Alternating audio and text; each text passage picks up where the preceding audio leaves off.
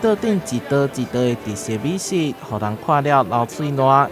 这是要准备给马拉松选手补充能量的。100年的杜小月的担仔面，然后有就来发的米粉酥，也有100年的古早味大饼，还有100种的卤味，以及100年的益丰冬瓜茶。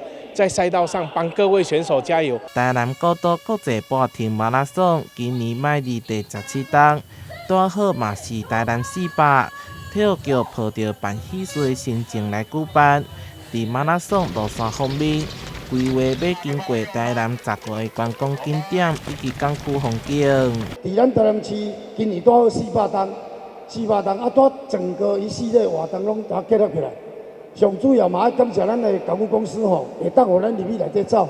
另外还要经过雅果的码头，让我们跑者欣赏这样一个很漂亮的环境。我们在17.5公里的地方有安排的这个美食大街。今年赛事报名非常踊跃，总共有23611名跑者参赛。其中还有来自35个国界外国选手参加。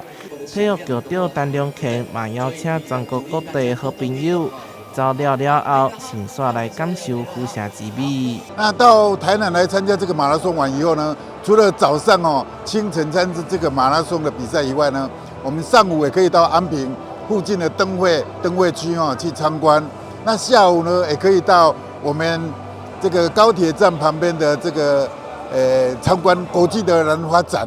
那晚上呢，可以在高铁那边参观灯会。活动将伫3月3号透早5点半开始，到时交通管制区域包含中西区、南区以及安平区，嘛请民众多加注意。台南新闻电台采访报道。